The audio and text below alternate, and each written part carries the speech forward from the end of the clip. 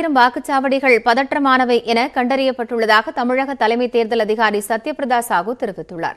சட்டமன்ற தேர்தல் நெருங்கும் வேளையில் கடலூர் மாவட்டத்தில் மேற்கொள்ளப்படும் முன்னேற்பாடுகள் குறித்து தலைமை தேர்தல் அதிகாரி சத்யபிரதா சாஹூ தலைமையில் ஆலோசனைக் கூட்டம் நடைபெற்றது. 100% வாக்குப்பதிவை உறுதிப்படுத்தும் வகையில் மக்கள் மத்தியில் விழிப்புணர்வு ஏற்படுத்த வேண்டும், வாக்குச்சாவடிகளில் பாதுகாப்பை பலப்படுத்த வேண்டும் என அதிகாரிகளுக்கு அவர் அறிவுறுத்தினார். பின்னர் செய்தியாளர்களிடம் பேசிய சத்யபிரதா சாஹூ, கொரோனா தடுப்பு நடவடிக்கையாக 1000க்கும் மேற்பட்ட வாக்காளர்களை கொண்ட வாக்குச்சாவடிகளை பிரித்து புதிய வாக்குச்சாவடியை ஏற்படுத்துவது தொடர்பாக ஆலோசிக்கப்பட்டதாக கூறினார்.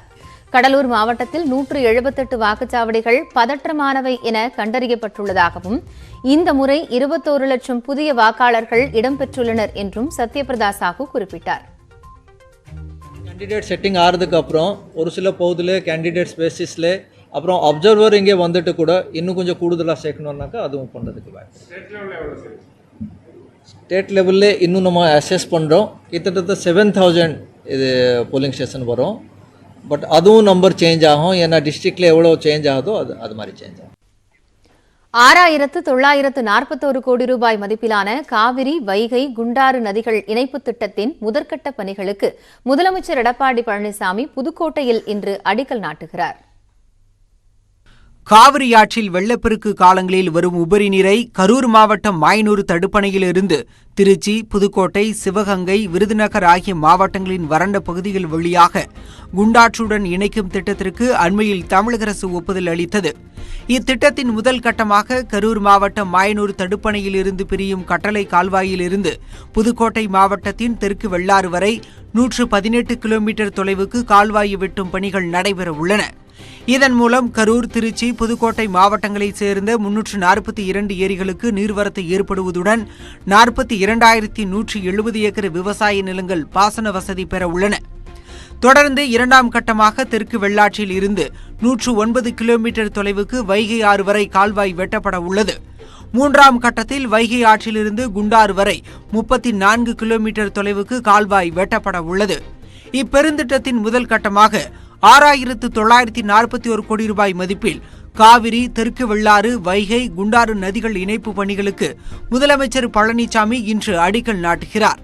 மேலும் 3384 கோடி ரூபாய் மதிப்பில் விரிவாக்கம், புனரமைத்தல் மற்றும் நவீனப்படுத்தும் திட்டத்தின் கீழ் காவிரி உப வடிநிலத்தில் உள்ள நீர்ப்பாசன உள்கட்டமைப்புகளை புனரமைக்கும் பணிகளுக்கும் அடிக்கல் நாட்டுகிறார்.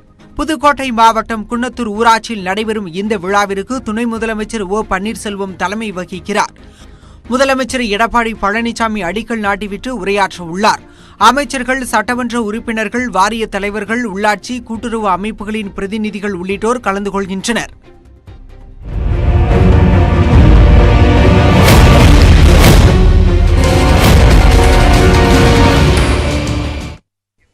முதலமைச்சர் எடப்பாடி பழனிசாமியின் ஒரே சாதனை தமிழகத்தின் கடன் தொகையை 5 லட்சம் கோடி ரூபாயாக உயர்த்தியதுதான் என திமுக தலைவர் மு.க.ஸ்டாலின் விமர்சித்துள்ளார். திருப்பூர் மாவட்டம் தாராபுரத்தில் நடைபெற்ற உங்கள் தொகுதியில் ஸ்டாலின் பிரச்சார நிகழ்ச்சியில் கலந்து கொண்டு பேசிய அவர், தமிழகத்தில் உள்ள மத்திய அரசு பணிகளுக்கான தெற்கு ரயில்வே, அஞ்சல் துறை, வருமான வரி உள்ளிட்ட பணிகளில் 90% பேர் வடமாநிலத்தவர்களாக பணியாற்றுவதாக குறிப்பிட்டார். தமிழக மாணவர்கள் நலனில் அதிமுக அரசு அக்கறை செலுத்தவில்லை என்றும் அவர் சாடினார்.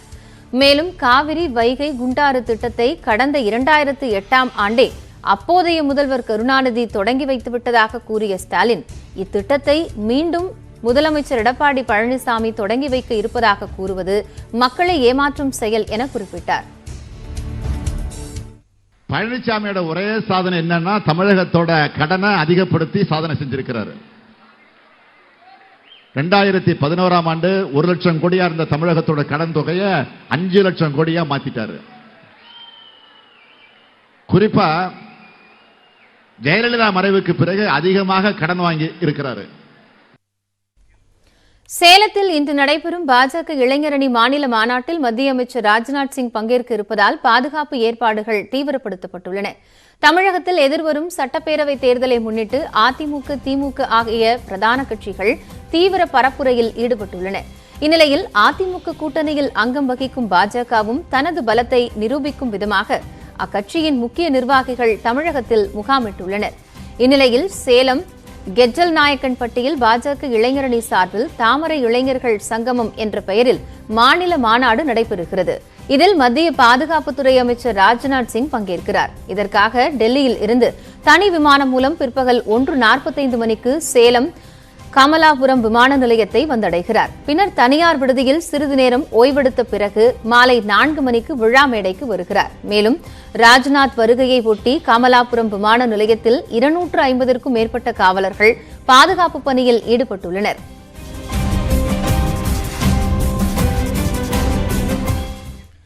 கடந்த தேர்தலை போன்றே இந்த முறையும் விருப்ப மனு வாங்குவதில்லை என முடிவு செய்திருப்பதாக பாஜக மாநில தலைவர் எல் முருகன் தெரிவித்துள்ளார். சென்னை விமான நிலையத்தில் செய்தியாளர்களை சந்தித்த அவர் சட்டமன்ற தேர்தலை பாஜக சந்திக்க களத்தை தயார் செய்து வருவதாகவும் தேர்தலில் தான் போட்டியிட வேண்டும் என்று பாஜக தலைமை நினைத்தால் நிச்சயமாக போட்டியிட இருப்பதாகவும் அவர் குறிப்பிட்டார். நாங்கள் தேர்தல் களத்தை தயார் செய்து கொண்டிருக்கிறோம். எங்களுடைய ஆல் இந்திய தலைமை நான் போட்டியிடணும்னு நினைச்சாங்கன்னா நான் நிச்சயமாக போட்டியிடுவேன். நாங்கள் விருப்ப மனு வாங்குறது இல்லை அப்படின்னு முடிவு செய்திருக்கிறோம். ஏன்னா போன எலெக்ஷன்லேயும் விருப்ப மனு வாங்கலை. அதனால் நாங்கள் இந்த வாட்டியும் விருப்ப மனு வாங்குறது இல்லைன்னு முடிவு செய்தோம். தேசிய ஜனநாயக கூட்டணியில் தொடர்வதா வேண்டாமா என்பதை இபிஎஸ் மற்றும் ஓபிஎஸ் முடிவு செய்ய முடியும் என பாஜக தமிழக தேர்தல் பொறுப்பாளர் சி.டி. ரவி தெரிவித்துள்ளார். டெல்லியில் நியூஸ் 18 தமிழ்நாடு செய்திகளுக்காக பிரத்யேகமாக பேட்டியளித்த அவர் டிடிவி தினகரன் மற்றும் சசிகலாவின் பலம் மற்றும் பலவீனம் அதிமுகவிற்கு நன்றாக தெரியும் என்றும் சூழலுக்கு ஏற்ப இபிஎஸ் ஓபிஎஸ் இருவரும் முடிவெடுப்பார்கள் என்றும் கூறினார். AMMK, that is separate party. BJP are a minor partner, AIDMK major partner. They know TTV and Sasikala, their strength and weakness. Thiru EPS, Thiru OPS, both are seasonal politicians. They are able to take a decision. They are along with NDA or not. They can take a decision. AIADMK முதுகில் பாஜக என்னும் அழுக்கு மூட்டை இருப்பதால்தான் அதிமுகவால் வேகமாக நடக்க முடியவில்லை என காங்கிரஸ் மாநில தலைவர் கே. எஸ். அழகிரி தெரிவித்துள்ளார். தென்காசியில் செய்தியாளர்களுக்கு பேட்டியளித்த அவர் பிரதமர் மோடிக்கு பொருளாதார கொள்கை தெரியாத காரணத்தினால்தான் வரலாறு காணாத வகையில் பெட்ரோல் விலை ஏற்றம் கண்டுள்ளதாக சாடினார்.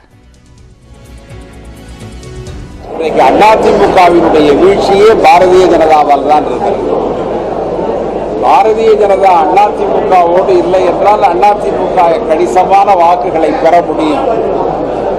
ஆனால் இன்னைக்கு முதுகில் ஒரு பெரிய அழுக்கு மூட்டையை அவர்கள் தூக்கி வைத்துக் கொண்டு செல்கிற காரணத்தினால்தான் அவர்களால் வேகமாக நடக்க முடியவில்லை.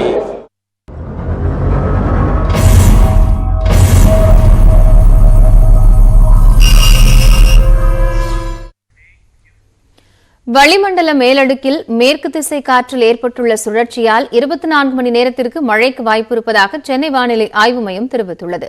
தமிழகத்தில் கடந்த ஜனவரி மாதத்தில் பருவம் தவறி பெய்த மழையால் ஏராளமான பயிர்கள் நீரில் மூழ்கி விவசாயிகள் பலர் பாதிக்கப்பட்டனர். இதைத் தொடர்ந்து கடந்த சில நாட்களாக கடும் பனி காணப்பட்ட நிலையில் மீண்டும் பருவம் தவறி திடீரென மழை பெய்துள்ளது. சென்னையின் பல்வேறு பகுதிகளில் நேற்று பரவலாக மழை பெய்தது. இதனால் புறநகர் பகுதிகளில் மின் இணைப்பு துண்டிக்கப்பட்டதால் பெரும்பாலான பகுதிகள் இருளில் மூழ்கின. கோயம்பேடு, அண்ணாநகர், வடபழனி, நுங்கம்பாக்கம் உள்ளிட்ட பகுதிகளில் மிதமான மழை பெய்தது.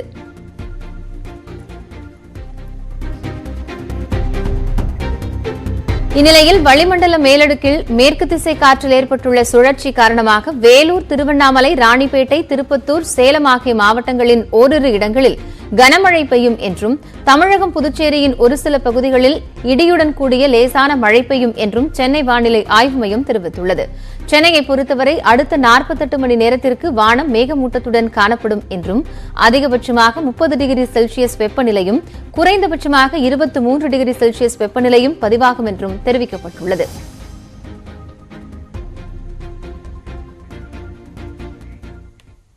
தொடர்ந்து எக்ஸ்பிரஸ் 8 விரைவு செய்திகளை பார்க்கலாம்.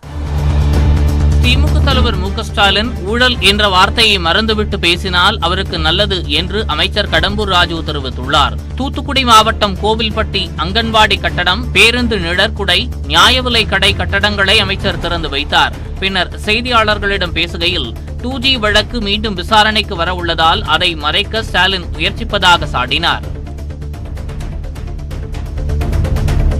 தேமுதிகவுடன் கூட்டணி வைக்கும் கட்சியே தமிழகத்தில் அடுத்து ஆட்சி அமைக்கும் என்று தேமுதிக துணை செயலாளர் LK சுதீஷ் தெரிவித்துள்ளார். எதிர்வரும் சட்டப்பேரவை தேர்தல் குறித்து தேமுதிக நிர்வாகிகளின் ஆலோசனை கூட்டம் தருமபுரி மாவட்டம் பாப்பாரப்பட்டியில் நடைபெற்றது. இதில் பங்கேற்ற பின் செய்தியாளர்களிடம் பேசிய சுதீஷ், கூட்டணிக்காக யாரிடமும் தாங்கள் கெஞ்சவில்லை என்று கூறினார். தமிழகத்திலே மிகப்பெரிய கட்சி 3 கட்சி, அதிமுக, திமுக, தேமுதிக தான். இன்னைக்கு அங்கீகரிக்கப்பட்ட கட்சியில் 3வது கட்சி நாங்கள் தான் இருக்கோம். இன்னைக்கு தருமபுரியில் சொல்லிட்டு போகிறோன்னு நீங்கள் மறுபடியும் கேட்பீங்க, தேமுதிகவோட கூட்டணி யார் விற்கிறாங்களோ அவங்க தான் ஆட்சி அமைப்பாங்க. ஜெயலலிதா நினைவிடத்தில் அருங்காட்சியகம், அறிவுத்திறன் பூங்கா உள்ளிட்டவற்றை அமைப்பதற்கான கட்டுமான பணிகள் தீவிரமாக நடைபெற்று வருகின்றன. சென்னை மெரினாவில் அமைக்கப்பட்டுள்ள ஜெயலலிதாவின் நினைவிடம் கடந்த மாதம் 27ஆம் தேதி திறந்து வைக்கப்பட்டது. எனினும் நினைவிடத்தில் அருங்காட்சியகம், அறிவுத்திறன் பூங்கா அமைப்பதற்கான இறுதிக்கட்ட பணிகள் நடைபெறுவதால் பொதுமக்கள் பார்வையிட தடை விதிக்கப்பட்டுள்ளது. அருங்காட்சியகம், அறிவுத்திறன் பூங்கா நடைபாதை 1.20 லட்சம் சதுர அடி பரப்பளவில் கிரானைட் கற்களால் தரைப்பகுதி, சுற்றுச்சுவர், அலங்கார மின் விளக்குகள் ஆகியவை அமைக்கப்பட்டு வருகின்றன. ஜெயலலிதாவின் மெழுகு சிலை, வாழ்க்கை வரலாறு அடங்கிய புகைப்பட தொகுப்பு ஆகியவையும் அமைக்கப்படுகின்றன. தற்போது 90% பணிகள் முடிவடைந்துள்ள நிலையில் ஜெயலலிதாவின் பிறந்த தினமான வரும் 24ஆம் தேதி திறக்க ஏற்பாடுகள் நடைபெற்று வருகின்றன. கொரோனா ஊரடங்கின் போது 10 லட்சம் பேர் மீது வழக்கு பதிவு செய்துவிட்டு அதை தமிழக அரசு வாபஸ் பெற்றது கோமாளித்தனம் என்றும் முன்னாள் மத்திய அமைச்சர் ப. சிதம்பரம் விமர்சனம் செய்துள்ளார். சிவகங்கை மாவட்டம் சிங்கம்புணரியில் காங்கிரஸ் பூத் கமிட்டி பொறுப்பாளர்களின் கூட்டம் நடைபெற்றது. இதில் பங்கேற்று பேசிய சிதம்பரம், ஜெயலலிதா முதலமைச்சராக இருந்தபோது எடப்பாடி பழனிசாமி ஒருவர் அமைச்சராக இருந்தார் என்பதே தனக்கு தெரியாது என கூறினார். புதுச்சேரியில் அங்கன்வாடி குழந்தைகளுக்கு இனி வாரத்தில் 3 நாட்களுக்கு முட்டை வழங்க நடவடிக்கை எடுக்கப்படும் என்று துணைநிலை ஆளுநர் தமிழிசை சவுந்தரராஜன் தெரிவித்துள்ளார்.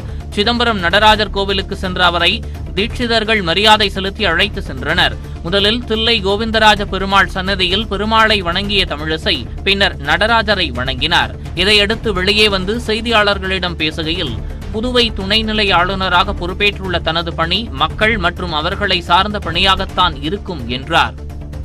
அங்கன்வாடிக்கு போகும்பொழுது குழந்தைகளுக்கு வாரத்திற்கு 1 முட்டை என்று சொன்னார்கள். நான் மருத்துவராக இருக்கிறதுனால 1 முட்டை அவர்களுக்கு போதாது என்பதற்காக வாரத்திற்கு 3 முட்டை போடலாம் என்று முடிவு செய்து அதற்கான கோப்பை தயார் செய்ய சொல்லியிருக்கிறேன்.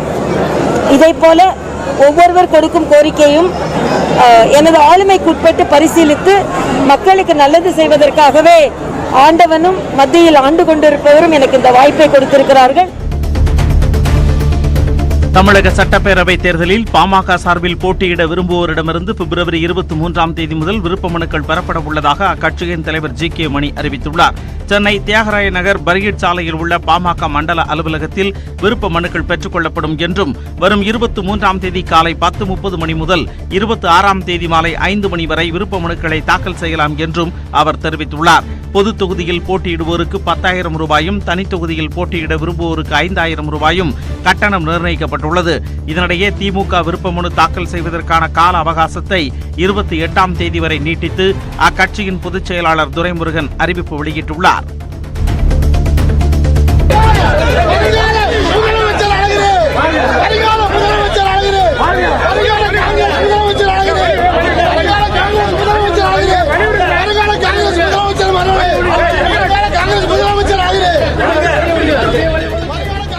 புதுச்சேரியில் காங்கிரஸ் ஆட்சியை அகற்றும் நோக்கில்தான் தமிழிசை சவுந்தரராஜன் துணைநிலை ஆளுநராக நியமிக்கப்பட்டுள்ளதாக தமிழக காங்கிரஸ் தலைவர் KS அழகிரி குற்றம் சாட்டியுள்ளார். சட்டப்பேரவை தேர்தலை முன்னிட்டு காங்கிரஸ் முன்னாள் தலைவர் ராகுல் காந்தி நெல்லை உள்ளிட்ட மாவட்டங்களில் பரப்புரை மேற்கொள்கிறார். இதற்கான ஆலோசனைக் கூட்டம் நெல்லை வண்ணாரப்பேட்டையில் நடைபெற்றது. இதில் பங்கேற்ற பிறகு செய்தியாளர்களிடம் பேசிய அழகிரி, புதுச்சேரியில் காங்கிரஸ் திமுக கூட்டணி வலுவாக உள்ளதால் நாராயணசாமி அரசு பிழைத்துக் கொள்ளும் என்று தெரிவித்தார். மற்ற செய்திகளை ஒரு சிறிய இடைவேளைக்கு பிறகு பார்க்கலாம்.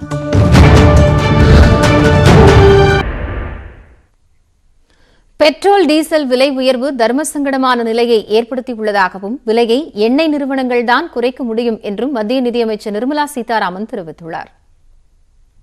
சென்னை தியாகராய நகரில் சிட்டிசன் போரம் அமைப்பின் சார்பில் மத்திய பட்ஜெட் குறித்து நிதியமைச்சர் நிர்மலா சீதாராமன் பொதுமக்களுடன் கலந்துரையாடும் நிகழ்ச்சி நடைபெற்றது. நிகழ்ச்சியில் பேசிய அவர், கொரோனா ஊரடங்கிற்கு பிறகு இந்திய பொருளாதாரம் வேகமாக வளர்ந்து வருவதாக கூறினார். பெட்ரோல், டீசல் விலை உயர்வு குறித்த கேள்விகளுக்கு பதிலளித்த நிர்மலா, மிகவும் தர்ம சங்கடமான கேள்வி என குறிப்பிட்டார். எண்ணெய் நிறுவனங்கள் நினைத்தால் பெட்ரோல், டீசல் விலை உயர்வை குறைக்க முடியும் எனவும், எரிபொருட்கள் மீதான வரி குறைப்பு குறித்து மத்திய மாநில அரசுகள் ஆலோசிக்க வேண்டும் என்றும் தெரிவித்தார். மகா பயங்கர தர்ம சங்கட், டோட்டல் தர்ம சங்கடம். Will GST be the answer for that? It can be, but even to get it on to GST, there needs to be a thorough discussion in the GST Council. And consent by all the states. Yes, because the provision has already been made in the GST Act. There is no need for me to go and do any amendments in the Parliament. தொழில் முனைவோரின் முன்னேற்றத்திற்காக மத்திய அரசு போதிய நிதி ஒதுக்கீடு செய்துள்ளதாக குறிப்பிட்ட நிர்மலா சீதாராமன், புதிய தொழில் முனைவோருக்கு வாய்ப்புகள் வழங்க நடவடிக்கை எடுக்கப்பட்டதாகவும் கூறினார். நதி போறதோட போகும்போது அது பிரமாதமாக பெருசாக போயின்னு இருக்கும். ஒரு சின்ன எனக்கோசம் நான் பிகாஸ் ஐம் ஸ்மால் டைம் ஒரு ஐம் உமன் அப்படின்னு ஒரு கெனால் அங்கே டிக் பண்ணி விடுங்கோ. இப்போ நம்ம கங்கா ஸ்நானம் பண்ணுறதுக்கு ஹரித்வார் போகிறோம். அங்கே ஒரு கெனால் அப்படி போட்டு வச்சுருந்தா, அது இல்லை நம்மளுக்கு கங்கை, இதுதான் பிரவாகத்தில் இருக்கிறது தான் கங்கை, நான் அங்கே தான் போய் குளிப்பேன், நம்ம போகிறோமா இல்லையா? I don't know if that experience is there for all of you all. Yes, அதுதான் அந்த பிரவாகத்தில் நம்ம இருந்தால் தான் நம்ம பண்ணுறது கண்ணில் போடுமே தவிர கெனாலில் போய் குடிச்சா என்ன பிரயோஜனம்? மத்திய பட்ஜெட்டில் தமிழகத்திற்கு போதிய நிதி ஒதுக்கீடு செய்யப்பட்டு வருவதாகவும், பிரதமர் நரேந்திர மோடி தமிழகத்திற்கான தேவையை குறைவின்றி நிறைவேற்றி வருகிறார் என்றும் நிர்மலா சீதாராமன் தெரிவித்தார். பெட்ரோல், டீசல் விலை உயர்வு குறித்து மத்திய நிதியமைச்சர் நிர்மலா சீதாராமன் தர்ம சங்கடம் பட வேண்டிய அவசியம் இல்லை என்று தெரிவித்திருப்பதாக அமைச்சர் பாண்டியராஜன் தெரிவித்துள்ளார். நிர்மலா சீதாராமன் ஒரு மனச்சாட்சி உள்ள ஒரு நிதியமைச்சராக என்ன எவ்வளவு பெரிய தர்ம சங்கடத்தில் இருக்கு அப்படின்னு அவங்க சொல்லியிருக்கிறாங்க. அவர்கள் தர்ம சங்கடப்பட வேண்டிய அவசியமே இல்லைன்னு நினைக்கிறேன். இந்த ஒரு ஸ்ட்ரோக்கில் நீங்கள் அந்த சர்ச்சார்ஜையும் செஸ்ஸையும் கொஞ்சம் குறைச்சி விட்டீங்கன்னா மக்களுக்கு விலைவாசி குறையும். ஏன்னா இதனால் குறையிறது பெட்ரோல் விலை, டீசல் விலை, கேஸ் விலை மட்டும் இல்லை, மற்ற பொருட்களுடைய விலையிலையும் இது ஒரு தாக்கம் இருக்கும். இந்த விலைவாசியை கருத்தில் கொண்டு அவங்க இதை ஆக்ஷன் எடுக்கணும் வேண்டி கேட்டு.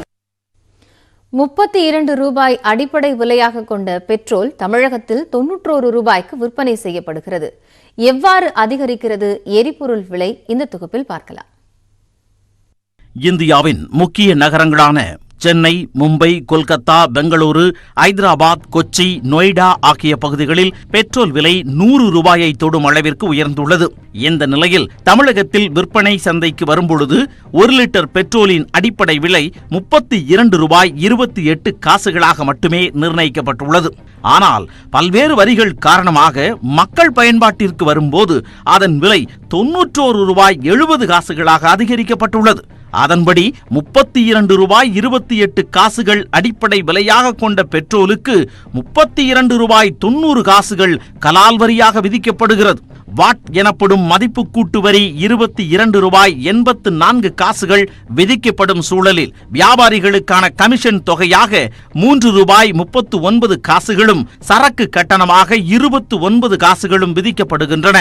இதனால் மொத்த வரியாக 55 ரூபாய் 74 காசுகள் வசூலிக்கப்படுகிறது. இதேபோல 33 ரூபாய் 80 காசுகள் அடிப்படை விலையாக கொண்ட டீசலுக்கு 31 ரூபாய் 80 காசுகள் கலால் வரியாக விதிக்கப்படுகிறது. வாட் வரியாக 16 ரூபாய் 87 காசுகளும் வியாபாரிகளுக்கான கமிஷன் தொகையாக 2 ரூபாய் 21 காசுகளும் சரக்கு கட்டணமாக 29 காசுகளும் விதிக்கப்படுகின்றன.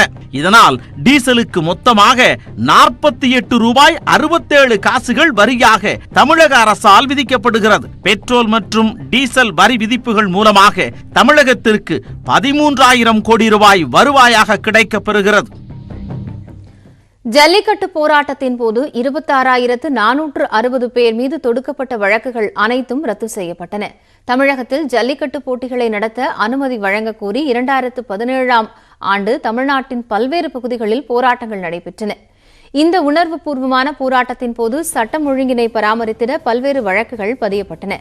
போராட்டங்களின் போது பதியப்பட்ட வழக்குகளில் காவலர்களை தாக்கியது, தீ வைப்பு போன்ற சட்டப்பூர்வமாக திரும்பப் பெற இயலாத ஒரு சில வழக்குகளை தவிர்த்து மற்ற வழக்குகள் அனைத்தும் திரும்பப் பெறப்படும் என முதலமைச்சர் எடப்பாடி பழனிசாமி சட்டப்பேரவையில் அறிவித்திருந்தார். இந்த அறிவிப்பினை செயல்படுத்தும் விதமாக தற்போது அரசாணை வெளியிடப்பட்டுள்ளது. அதன்படி ஜல்லிக்கட்டு போராட்டத்தில் ஈடுபட்ட 26,460 பேர் மீது தொடுக்கப்பட்ட 308 வழக்குகள் ரத்து செய்யப்பட்டன.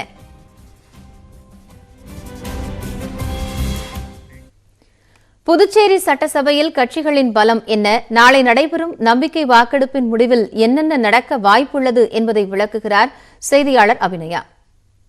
புதுச்சேரியில என்ன நடந்துட்டு இருக்கு, என்ன மாதிரியான காட்சி மாற்றங்கள் நடக்க போகுது அப்படின்னா அதோடைய நிலவரம், புதுச்சேரி சட்டசபையோட நிலவரத்தை நம்ம தெரிஞ்சுக்க வேண்டியிருக்கு.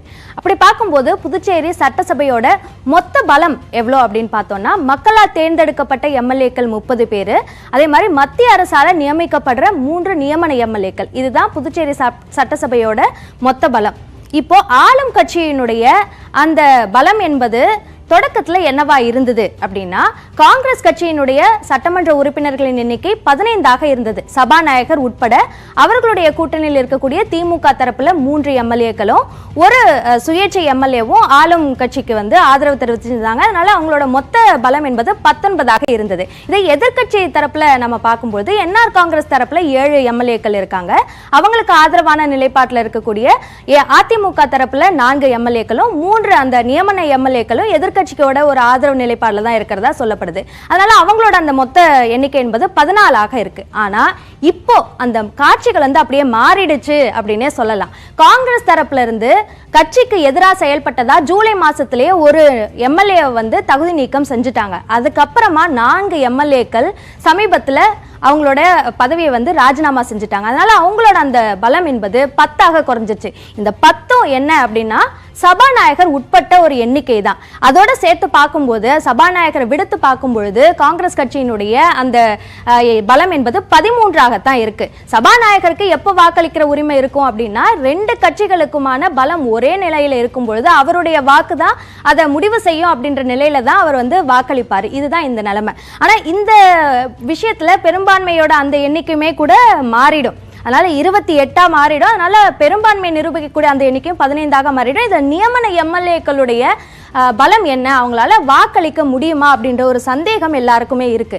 அதை பார்க்கும்பொழுது எதிர்கட்சிகள் தரப்புல இருந்து சொல்லப்படுற ஒரு ஸ்ட்ராங்கான விஷயமா என்ன சொல்றாங்க அப்படின்னா, 2018 நியமன எம்எல்ஏக்கள் சார்ந்த ஒரு வழக்குல நீதிமன்றம் தீர்ப்பளிக்கும் போது சட்டமன்றத்துக்குள்ள போயிட்டாலே அவங்களுக்கு எல்லா அதிகாரங்களும் இருக்கு அப்படின்னு சொல்லியிருக்காங்க. இதுதான் ஒரு முக்கியமான பாயிண்டா எதிர்கட்சிகள் முன்வைக்கிறாங்க.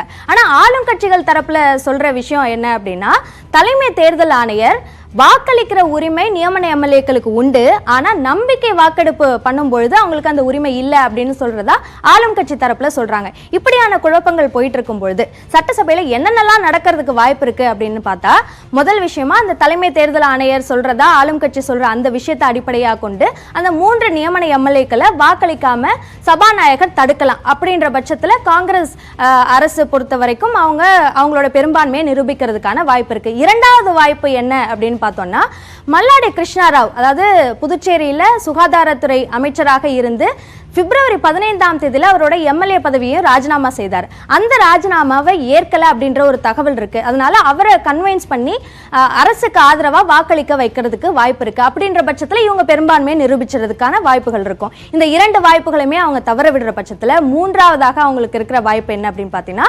நாராயணசாமி பெரும்பான்மையை நிரூபிக்க முடியாமல் ஆட்சியை கலைக்கலாம். இது மூன்றாவது வாய்ப்பு. நான்காவதாக என்ன நடக்கலாம்னா, நாராயணசாமி பெரும்பான்மை நிரூபிக்காம எதிர்க்கட்சி நிரூபிச்சா தேர்தல் ரொம்ப கிட்ட வர்றதுனால அவங்க ஆட்சி அமைக்கிறதுக்கு முன்வராம போவதுக்கு வாய்ப்பு இருக்கு அப்படின்ற ஒரு விஷயம் சொல்லப்படுது. ஐந்தாவதான ஒரு வாய்ப்பு இந்த 3, 4 இந்த 2 விஷயங்கள், அதாவது ஆளும் கட்சியும் தோத்துட்டு அதுக்கு பிறகு எதிர்கட்சியும் ஆட்சி அமைக்க முன்வராத பட்சத்துல குடியரசுத் தலைவரோட ஆட்சிக்கு துணைநிலை ஆளுநர் பரிந்துரைப்பதற்கான வாய்ப்புகள் இருக்கு. இந்த 5 வாய்ப்புகள் இருப்பதாக வல்லுநர்கள் தெரிவிக்கிறாங்க. இங்கிலாந்திற்கு எதிரான இந்திய T20 அணியில் நடராஜன், வாஷிங்டன் சுந்தர் உட்பட 3 தமிழக வீரர்கள் இடம் பிடித்துள்ளனர். இந்தியா இங்கிலாந்து அணிகளுக்கிடையே டெஸ்ட் கிரிக்கெட் தொடர் முடிந்த பின்னர் 5 போட்டிகளை கொண்ட 20 ஓவர் கிரிக்கெட் தொடர் நடைபெறுகிறது.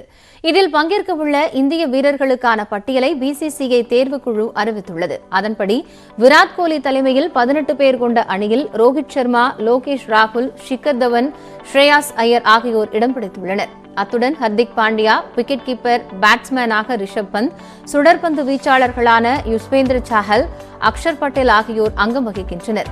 காயத்திலிருந்து மீண்டு வந்துள்ள முன்னணி வேகப்பந்து வீச்சாளர் புவனேஸ்வர் குமார் அணிக்கு திரும்பியுள்ளார். இவருடன் தீபக் சாகர், நவ்தீப் சைனி, ஷர்துல் தாக்கூரும் இந்திய அணிக்கு தேர்வாகியுள்ளனர். மேலும் தமிழக வீரர்களான நடராஜன், வாஷிங்டன் சுந்தர், வருண் சக்கரவர்த்தியும் இங்கிலாந்திற்கு எதிரான T20 அணியில் இடம் பிடித்துள்ளனர். குறிப்பாக கடந்த IPL தொடரில் சிறப்பான ஆட்டத்தை வெளிப்படுத்திய சூரியகுமார் யாதவ், ஆல்ரவுண்டர் ராகுல் Tewatia, wicket keeper, batsman Ishan Kishan ஆகிய 3 பேரும் புதுமுக வீரர்களாக தேர்வாகியுள்ளனர். இந்தியா இங்கிலாந்து அணிகளுக்கு இடையிலான முதல் T20 போட்டி வருகின்ற மார்ச் 12ஆம் தேதி குஜராத் மாநிலம் அகமதாபாத்தில் நடைபெறுகிறது. இதே மைதானத்தில் 5 T20 போட்டிகளும் நடைபெற இருப்பது குறிப்பிடத்தக்கது.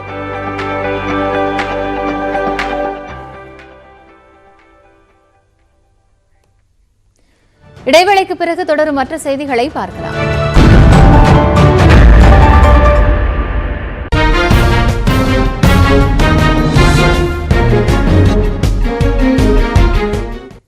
நடிகர் ரஜினிகாந்தை மக்கள் நீதி மய்யம் தலைவர் கமல்ஹாசன் நேற்று திடீரென சந்தித்து பேசினார். தமிழகத்தில் சட்டப்பேரவைத் தேர்தல் நெருங்கி வரும் நிலையில் முக்கிய அரசியல் கட்சிகள் தங்களது பரப்புரையை தீவிரப்படுத்தியுள்ளன.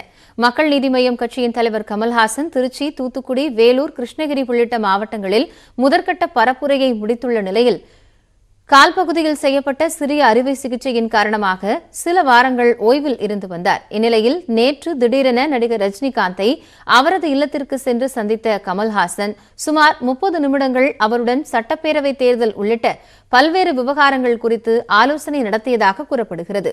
ஏற்கனவே ரஜினியிடம் ஆதரவு கேட்க உள்ளதாக கமல்ஹாசன் அறிவித்திருந்த நிலையில் இந்த சந்திப்பு அரசியல் வட்டாரத்தில் பரபரப்பை ஏற்படுத்தியுள்ளது.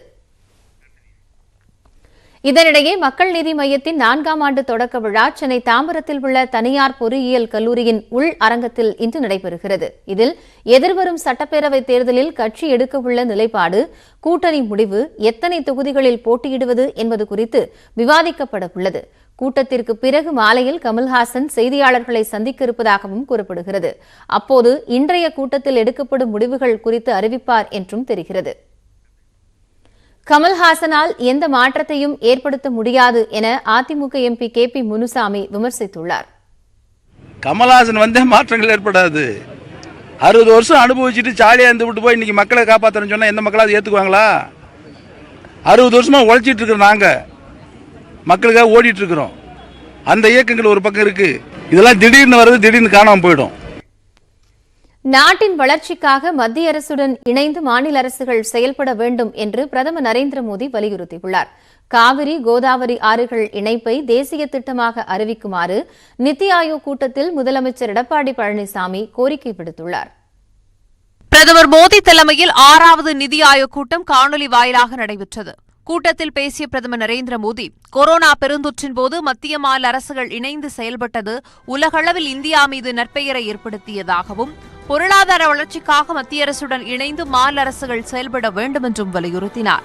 மத்திய மாநில அரசுகள் இணைந்து செயல்படுவதைப் போல் மாவட்ட அளவிலும் கூட்டாட்சி தத்துவம் இருக்க வேண்டும் என்றும் பிரதமர் மோடி தெரிவித்தார். நடப்பாண்டு பட்ஜெட் மக்களின் மனநிலையை பிரதிபலிப்பதாக கூறிய நரேந்திர மோடி, தனியார் துறைகளின் ஆற்றலை சுயசார்பு இந்தியா திட்டத்தின்படி அரசு பயன்படுத்திக் கொள்ள வேண்டும் என்றார். விவசாயத்துறையில் அதிக நிதி மற்றும் தொழில்நுட்பங்களை பயன்படுத்த வேண்டும் என்றும் நரேந்திர மோடி கேட்டுக் கொண்டார். நாட்டில் எளிதாக தொழில் தொடங்க சட்டங்களையும் அதற்கான பணிகளிலும் மாற்றம் வேண்டும் என்றார். ஸ்டார்ட் அப் நிறுவனங்கள், சிறு குறு நிறுவனங்களை வலுப்படுத்த வேண்டும் என்றும் மாநிலங்களை பிரதமர் கேட்டுக் கொண்டார். மேலும் சுயசார்பு இந்தியா திட்டம் இந்தியாவுக்கு மட்டுமல்ல, உலக தேவைகளுக்கானது எனவும் பிரதமர் பெருமிதத்துடன் கூறினார்.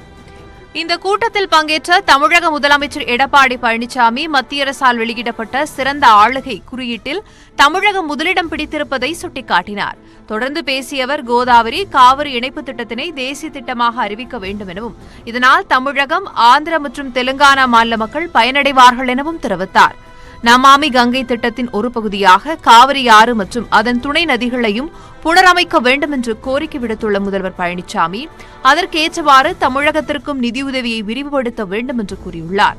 கால்நடைகள் மூலம் விவசாயத்துறைக்கு அளிக்கப்பட்டு வந்த பங்களிப்பு 2011-12 ஆண்டுகளில் 30% இருந்ததாக கூறிய பழனிசாமி அப்பங்களிப்பு 2019 53% உயர்ந்திருப்பதாக குறிப்பிட்டார். செயற்கை நுண்ணறிவு தொழில்நுட்பத்தை மேம்படுத்தும் விதமாக வளர்ந்து வரும் தொழில்நுட்பங்களுக்கான சிறப்பு மையத்தை தமிழக அரசு அமைத்திருப்பதாக முதல்வர் பழனிசாமி தெரிவித்தார். சட்டமன்ற தேர்தலில் திமுக சார்பில் போட்டியிட அக்கட்சியின் நிர்வாகிகளின் வாரிசுகள் ஆயத்தமாகி வருவதாக தகவல்கள் வெளியாகியுள்ளன. தமிழக சட்டமன்ற தேர்தல் நெருங்கும் சூழலில் பல்வேறு அரசியல் கட்சிகள் வேட்பாளர்களுக்கான விருப்ப மனுக்களை பெற்று வருகின்றன. திமுகவில் விருப்ப மனுக்கள் தாக்கல் செய்வதற்கான கால அவகாசம் வரும் 28ஆம் தேதி வரை நீட்டிக்கப்பட்டுள்ளது. அரசியல் களத்தில் கூட்டணி, தொகுதி பங்கீடு என எல்லாவற்றையும் தாண்டி வாரிசு அரசியல் முக்கிய இடம் வகிக்கிறது. அந்த வகையில் திமுகவில் வரும் சட்டமன்ற தேர்தலில் நிர்வாகிகளின் வாரிசுகள் 6 பேர் களம் காண தயாராகிவிட்டதாக தகவல் வெளியாகியுள்ளது. திமுக தலைவர் ஸ்டாலினின் மகனும் அக்கட்சியின் இளைஞரணி செயலாளருமான உதயநிதியை சேப்பாக்கம், திருவல்லிக்கேணி சட்டமன்ற தொகுதியில் களம் இறக்க நூற்றுக்கணக்கான விருப்ப மனுக்கள் அளிக்கப்பட்டுள்ளதாக கூறப்படுகிறது. சென்னை அண்ணாநகர் சட்டமன்ற தொகுதி திமுக எம்எல்ஏ மோகனின் மகன் கார்த்திக் மோகன் இந்த முறை அண்ணாநகரில் போட்டியிடலாம் என எதிர்பார்க்கப்படுகிறது. திமுகவின் முன்னாள் பொதுச் செயலாளர் க. அன்பழகனின் பேரன் வெற்றியழகன் வில்லிவாக்கம் தொகுதியில் போட்டியிட உள்ளதாகவும், மறைந்த சட்டமன்ற உறுப்பினர் ஜே. அன்பழகனின் மகன் ராஜா அன்பழகன் 1000 விளக்கு அல்லது தியாகராய நகர் தொகுதியில் போட்டியிட முனைப்பு காட்டி வருவதாக கூறப்படுகிறது. திமுக எம்பி ஜெகத் ரட்சகன் தனது மகன் சந்தீப் ஆனந்தை திருத்தணி தொகுதியில் களம் இறக்க முயற்சித்து வருவதாகவும், திருச்சி மாவட்டம் லால்குடி தொகுதியில் திமுக முதன்மை செயலாளர் கே. என். நேருவின் மகன் அருண் நேருவிற்கு அவரது ஆதரவாளர்கள் விருப்ப மனுக்களை தாக்கல் செய்துள்ளதாகவும் தகவல்கள் தெரிவிக்கின்றன. நாம் அன்றாட வாழ்வில் வெறுத்து ஒதுக்கும் குப்பைகளை விரும்பி ஏற்றுக்கொண்டு வாழ்க்கை நடத்துகின்றனர் சென்னை கொடுங்கையூரைச் சேர்ந்த 2000 குடும்பத்தினர். யார் இவர்கள்? இந்த தொகுப்பில் பார்க்கலாம்.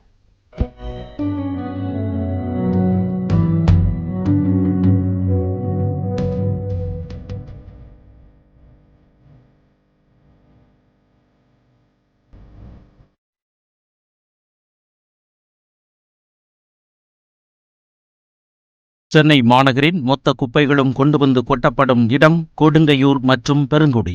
இந்த இடங்களுக்கு உள்ளே சென்றால் ஒட்டுமொத்த கழிவுகளும் குன்றுகளைப் போல் உயர்ந்து நிற்கின்றன. நாளொன்றுக்கு 2300 மெட்ரிக் டன் குப்பைகள் இங்கே கொட்டப்படுகின்றன. இத்தகைய குப்பை குன்றுகளுக்கு நடுவில் தங்கள் வாழ்க்கையை தேடி நித்தமும் வந்து கொண்டிருக்கிறார்கள் 2000 பேர்.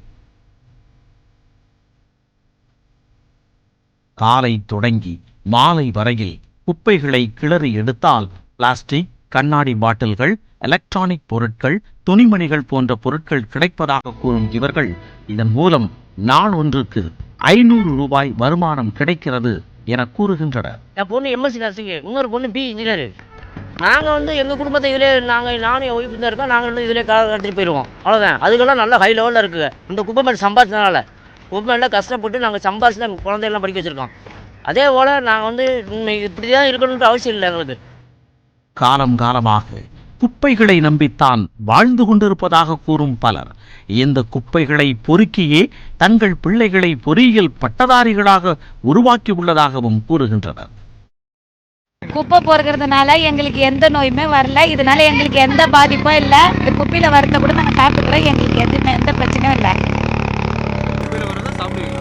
சாப்பிடுவோம், தண்ணி குடிப்போம், பிஸ்கெட்டு ஸ்நாக்ஸ் வரும்ல அது சாப்பிடுவோம்.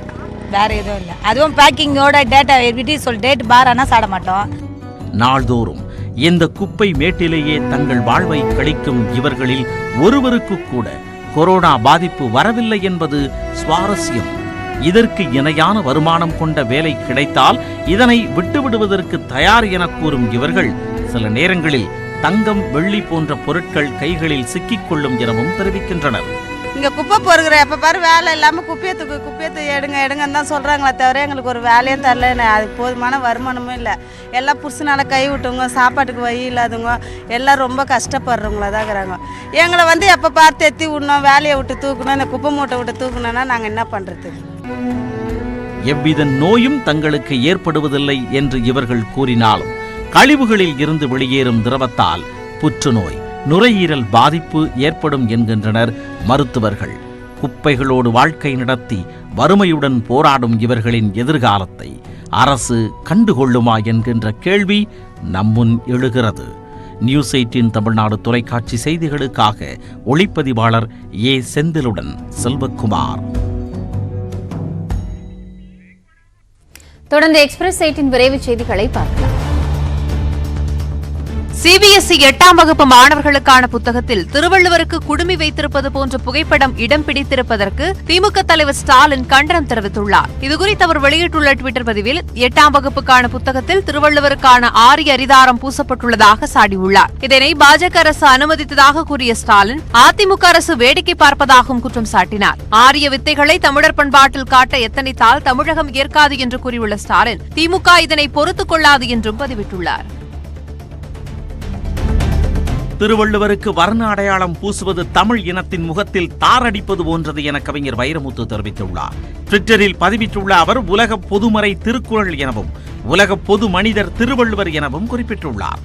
திருவள்ளுவருக்கு வர்ண அடையாளம் பூசுவதை ஏற்றுக்கொள்ள முடியாது என குறிப்பிட்டுள்ள வைரமுத்து திருத்துங்கள், இல்லையெனில் திருத்துவோம் எனவும் கூறியுள்ளார்.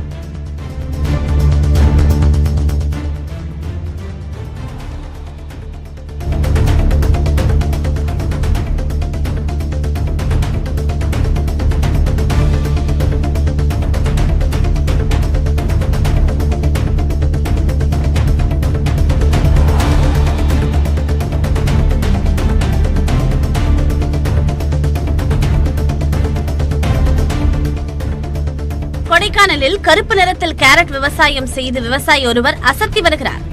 பாம்பார்புரம் பகுதியைச் சேர்ந்தவர் ஹசீர் தனது தோட்டத்தில் மலைக்காய்கறிகளை விளைவித்து வருகிறார். இந்நிலையில் புதுமுயற்சியாக ஆன்லைன் மூலம் கருப்பு நிறத்தில் விளையக்கூடிய கேரட் விதைகளை வாங்கி பயிரிட்டிருக்கிறார். வழக்கமாக 90 நாட்களில் அறுவடைக்கு தயாராகும் வகையிலான இந்த கேரட்டை மற்ற விவசாயிகள் ஆர்வத்துடன் வந்து பார்த்து செல்கிறார்கள். மேலும் சீனாவை சேர்ந்த கருப்பு நிற கேரட் சுவை அதிகமாகவும் ஊட்டச்சத்துடன் செரிமானத்தை மேம்படுத்தும் என்றும் கூறப்படுகிறது. வாட்ஸ்அப் செயலியை பயன்படுத்துவோரின் தகவல்கள் பாதுகாக்கப்படும் என்று அந்நிறுவனம் உறுதியளித்துள்ளது. புதிய கொள்கைகள் குறித்து செயலிக்குள்ளேயே பயன்பாட்டாளர்களுக்கு விளக்க குறிப்பு அனுப்பப்படும் என்றும் தெரிவிக்கப்பட்டுள்ளது. தனிப்பட்ட உரையாடல்கள் பேஸ்புக் உள்ளிட்ட எந்த நிறுவனத்திற்கும் தரப்படாது என்று கூறியுள்ள அந்த நிறுவனம் வாட்ஸ்அப் பிசினஸ் உள்ளிட்ட சிலவற்றை தவிர மற்ற அனைத்து சேவைகளும் இலவசமாகவே தொடரும் என்றும் கூறியுள்ளது. இந்த புதிய தனி உரிமை கொள்கை வரும் மே 15ஆம் தேதிக்குள் பயனாளர்கள் ஏற்க அவகாசம் உள்ளது